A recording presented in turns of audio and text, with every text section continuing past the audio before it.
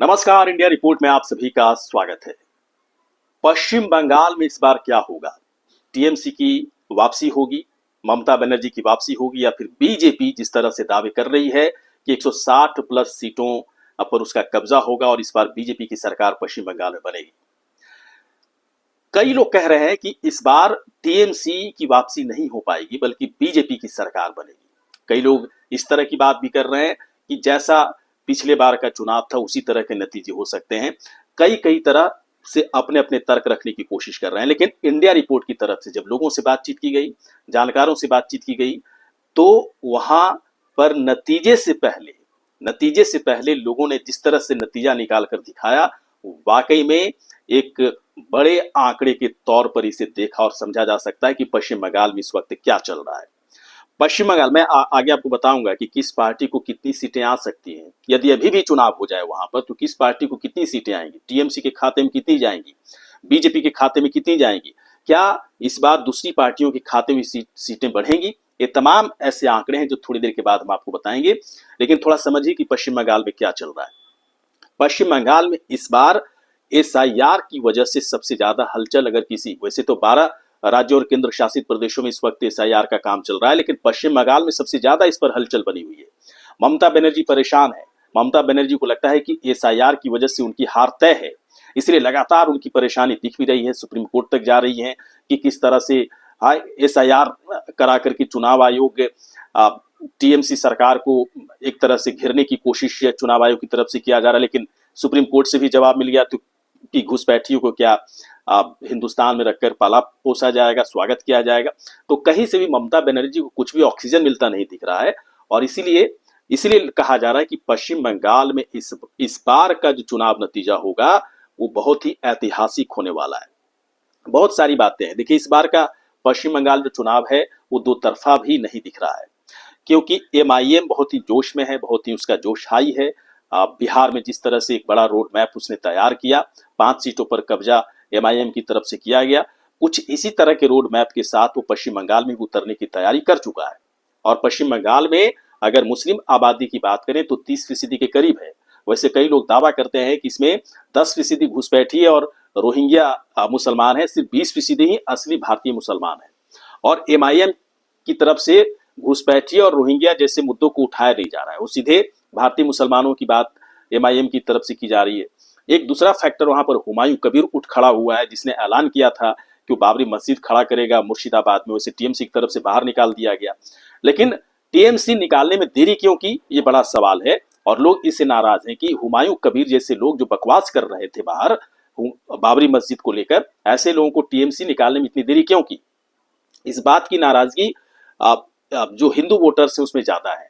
और हुमायूं कबीर जैसे लोगों को अगर उन्होंने एक तरह से मुस्लिम वोटर्स का ध्रुवीकरण करने की जो कोशिश उनकी तरफ से की गई, हुमायूं कबीर की तरफ से जो किया गया, टीएमसी को फिर डर लगने लगा कि ये कहीं ऐसा ना हो कि हुमायूं कबीर का जो ऐलान है बाबरी मस्जिद बनाने का वो टीएमसी के खिलाफ चला जाए, इसलिए टीएमसी की तरफ से उसे बाहर निकाल दिया गया। लेकिन एक खतरा हुमायूं कबीर अभी भी बना हुआ है टीएमसी के लिए, क्योंकि इसने ऐलान कर दिया है कि टीएमसी की सरकार 2026 में नहीं बनने वाली, ममता बनर्जी वापस नहीं आएंगी, क्योंकि हुमायूं कबीर ने कहा है कि वो पार्टी गठन करेंगे और अपनी तरफ से 135 से 140 सीटों के बीच उम्मीदवार खड़े करेंगे।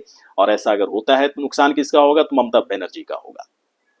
ये तमाम ऐसी चीजें हैं। एसआईआर को लेकर ममता बनर्जी की परेशानी, एमआईएम बहुत ही पूरे जोश और पूरे उत्साह के साथ पश्चिम बंगाल का चुनाव लड़ने का ऐलान भी उसकी तरफ से किया जा चुका है। उसके बाद हुमायूं कबीर का मसला है, कुछ ऐसे फैक्टर है जिसके बाद ऐसा लग रहा है कि ममता बनर्जी का इस बार जीतना बहुत ही मुश्किल भरा काम है। दूसरी चीज, एसआईआर से ममता बनर्जी का एक जो बना बनाया किला था, जिसमें वो लगातार फर्जी वोटर्स और तमाम है ना फर्जी बांग्लादेशी और इस तरह के जो लोग थे उनका जिस तरह से खुलासा हो रहा है, उसके बाद ममता बनर्जी को भी लोगों की नाराजगी बढ़ी है कि ममता बनर्जी ऐसे लोगों को पाल पोस रही थी, उसका खुलासा भी एसआईआर के तहत हो रहा है। और सबसे बड़ी जो चोट होगी कि 50 लाख वोटर्स के नाम कट रहे हैं। ये 50 लाख वोटर्स ज्यादातर वैसे लोग हैं या तो जो मृत पाए गए या फिर जो जिनका नाम ही नहीं किस तरह के रिकॉर्ड में है, फर्जी तरीके से उन्होंने वोटर लिस्ट में अपना नाम चढ़ा लिया था। कुछ संख्या भी और बढ़ेगी, 50 लाख से भी और बढ़ेगी। और ये मिला जुला करके पूरी तरह से जो नुकसान है ये नुकसान टीएमसी का होना है। और खास तौर पर बॉर्डर इलाकों के जिले हैं जहां पर मुस्लिम आबादी अचानक बढ़ी है, तेजी से बढ़ी है पिछले 12-13 साल में। इन आबादी में ज्यादातर जो हिस्से हैं वो बाहर से आए, बांग्लादेशी हैं या फिर रोहिंग्या हैं, इनका वोटर लिस्ट नाम कटा है। और ये पूरा का पूरा नुकसान ममता बनर्जी को ही होना है, इस तरह से लोग दावा करते नजर आ रहे हैं। तो क्या होगा इस बार पश्चिम बंगाल में, हो क्या सकता है? लोग सीधे तौर पर कह रहे हैं कि पश्चिम बंगाल में इस बार ऐतिहासिक नतीजा आएगा।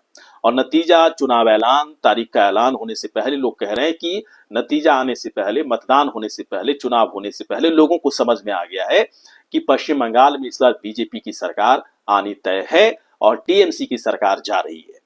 हमारी तरफ से कुछ जानकारों से बातचीत की गई, कुछ लोगों से बातचीत की गई, सीटों की संख्या किसके खाते में कितनी हो सकती है, तो बहुत सीधे तौर पर उन्होंने कह दिया कि देखिए 294 सीटों पर जिस पर चुनाव होना है उसमें इस बार अगर अभी भी चुनाव हो जाए वहां पर, तो अभी भी मानकर चलें कि जो लोगों की तरफ से बताया गया, जानकारों की तरफ से, कि जो संभावित जो अनुमान लगाया जा सकता है कि बीजेपी के खाते में, बीजेपी एसआईआर के बाद की बात हो रही है, बीजेपी के खाते में 180 सीटें आ सकती हैं। बहुत ही बड़ा आंकड़ा जनता की तरफ से, वैसे लोगों की तरफ से जो इंडिया रिपोर्ट की तरफ से बातचीत की गई, जानकारों की तरफ से 180 सीटों के दावे किए जा रहे हैं कि 180 सीटों का आंकड़ा बीजेपी इस बार पश्चिम बंगाल में पा सकती है, प्राप्त कर सकती है। इसके बाद टीएमसी के खाते में जब पूछा गया तो टीएमसी के खाते में मात्र 100 सीटें लोग देते नजर आ रहे हैं, जो कि बहुत ही बड़ा झटका है टीएमसी के लिए। और है ना, कहां 213-15 सीटें पिछले चुनाव नतीजे की बात करें और कहां 100 सीटें, बहुत ही बड़ा नुकसान होने के आसार नजर आ रहे हैं। एमआईएम के बारे में भी लोगों ने इस बार कहा कि एमआईएम के खाते में इस बार सीटें पश्चिम बंगाल में जा सकती है। वैसे 10 सीट का ही लोग अनुमान लगाते नजर आ रहे हैं, लेकिन कई लोग कहते नजर आए कि 10 से ज्यादा सीटें एमआईएम को मिल सकती है। और अगर 10 से ज्यादा सीटें एमआईएम लाने में सफल होती है तो उस सीटों की संख्या टीएमसी से ही घटेगी और अन्य के खाते में 4 सीटें जाती नजर आ रही है। ये पूरा का पूरा आंकड़ा जानकारों से जब बातचीत की गई, कुछ लोगों से जब बातचीत की गई जो पश्चिम बंगाल की राजनीति को बेहतर तरीके से समझते हैं, उन्होंने अपनी तरफ से अनुमान लगाया कि इस बार कुछ इसी तरह का मामला पश्चिम बंगाल में बनता दिख रहा है। क्या वाकई में ऐसा होगा या नहीं होगा, ये कहना बड़ा मुश्किल फिलहाल इसलिए हो सकता है, लेकिन जो हालात हैं उसके आधार पर जो आंकड़े निकालने की कोशिश हो रही है, अभी तो फिलहाल ऐसा ही लग रहा है कि पश्चिम बंगाल में जो इस वक्त हालात है, जिस तरह से ममता बनर्जी के काम को लेकर, ममता बनर्जी के आदेश को लेकर, या पश्चिम बंगाल में जिस तरह के लॉ एंड ऑर्डर के सिचुएशंस हैं, जो ममता बनर्जी की तरफ से जो काम किया गया, बहुत ही भेदभाव वहां पर ममता बनर्जी की तरफ से भी किया गया है। पर्व त्योहार को लेकर कि हिंदुओं पर अंकुश लगाया जाता है और मुस्लिम के पर्व त्योहारों पर पूरी तरह से छूट दी जाती है। ये सब चीजें बैठ गई है लोगों के अंदर और इसको निकालना ममता बनर्जी के लिए बहुत ही मुश्किल भरा काम साबित हो रहा है। ऊपर से बीजेपी जिस रणनीति के साथ लगातार वहां पर लगी हुई है, बिहार चुनाव में जीतने के बाद जिस जोश में है, लगातार बीजेपी की तरफ से धुआंधार वहां पर बैठकें हो रही हैं, 13,000 बैठकों की बात सामने आ रही है। वैसे जिलों पर बीजेपी का फोकस ज्यादा बढ़ा है, जहां वो कमजोर है और अधिक से अधिक सीटें वहां पर आ सकती हैं, वहां पर बड़ा काम किया जा रहा है। आरएसएस की तरफ से बड़ा काम किया जा रहा है। सीधे तौर पर बीजेपी ने 4 से 5% वैसे हिंदू वोटर्स की बात बीजेपी की तरफ से की जा रही है कि सिर्फ 4-5% हिंदू वोटर्स यदि ज्यादा वोट कर दें बीजेपी को इस बार, तो बीजेपी इस 180 के आंकड़े को आसानी से पा लेगा। इस 180 के आंकड़े में बीजेपी इसे, वैसे तो 160 का ही लक्ष्य रखा गया कि 160 सीटें इस बार बीजेपी के खाते में आएगी, लेकिन हमारे तरफ से जो रिपोर्ट बनाई गई इसमें उससे भी ज्यादा सीटें बीजेपी को आ सकती हैं, क्योंकि बॉर्डर इलाके जो 9 से 10 जो जिले हैं वहां पर बीजेपी को बड़ी बढ़त मिल सकती है, क्योंकि मुस्लिम वोटर्स वहां पर जो फर्जी मुस्लिम वोटर्स थे उनके नाम कटे हैं। और एक बात जो खास तौर पर देखी गई कि जो पश्चिम बंगाल के जो मुस्लिम वोटर्स हैं इस बार टीएमसी से काफी, जो पश्चिम बंगाल के जो मुस्लिम वोटर्स हैं, जो वहां के मुस्लिम वोटर्स हैं, इस बार वो टीएमसी से कटते नजर आ रहे हैं। वो एमआईएम की तरफ उनका भारी संख्या में पलायन होगा और इसका बड़ा फायदा बीजेपी को मिलता दिख रहा है। इसलिए इस तरह के नतीजे निकलते हुए दिख रहे हैं। चुनाव के नतीजे में क्या होगा नहीं होगा फिलहाल हम सभी को भी इंतजार करना है, क्योंकि चुनाव की तारीख का ऐलान भी नहीं हुआ। लेकिन अभी अगर वहां पर चुनाव हो जाए, 50 लाख इस नाम के कटने के बाद, जो एसआईआर के बाद जो कटे हैं नाम वोटर्स के, तो कुछ इस तरह के आंकड़े निकलकर सामने आ रहे हैं और सीधे तौर पर लोगों की तरफ से कहा जा रहा है कि बीजेपी की सरकार पश्चिम बंगाल में इस बार बननी तय है और ममता बनर्जी इस बार वहां पर सरकार नहीं बना पाएंगी। उनकी पार्टी की हालत बहुत ही खराब होने वाली है, क्योंकि 70% हिंदुओं का वोट पाना है ना, 70% जो हिंदू आबादी है उनका वोट पाना, उनके जो वोटर्स हैं उनका वोट पाना ममता बनर्जी के लिए इस बार बहुत ही मुश्किल भरा काम होगा, क्योंकि ममता बनर्जी कई चीजों पर जो उनका स्टैंड है उससे हिंदू वोटर्स सहमत होते नजर नहीं आ रहे हैं। दूसरी चीज है कि जो बड़ा आधार था टीएमसी का, घुसपैठिए वोटर्स का, बांग्लादेशी वोटर्स का, वो पूरी तरह से कटता हुआ नजर आ रहा है। एमआईएम भी एक बड़ा यहाँ पर कह सकते हैं कि एक बड़े रीजन के तौर पर टीएमसी के खिलाफ ये पार्टी जाती दिख रही है। हुमायूं कबीर क्या करेगा नहीं करेगा, लेकिन इसकी हरकत से टीएमसी को बड़ा नुकसान होना भी तय माना जा रहा है। आपको क्या लगता है कि पश्चिम बंगाल में, ये तो हमारी तरफ से चीजें की है, लेकिन आपको क्या लगता है कि पश्चिम बंगाल में क्या वाकई में इस बार बीजेपी की सरकार बनेगी? क्या वाकई में 180 का जो आंकड़ा है वो बीजेपी लाने में सफल हो सकती है? क्या इस तरह के समीकरण दिख रहे हैं?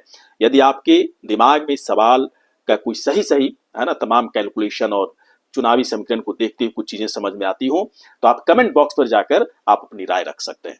ये वीडियो आपको कैसा लगा?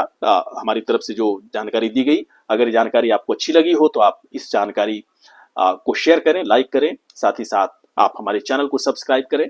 और यदि आप कुछ अपनी बात कहना चाहते हैं, राय रखना चाहते हैं, तो कमेंट बॉक्स में जाकर अपनी बात भी कह सकते हैं। नमस्कार।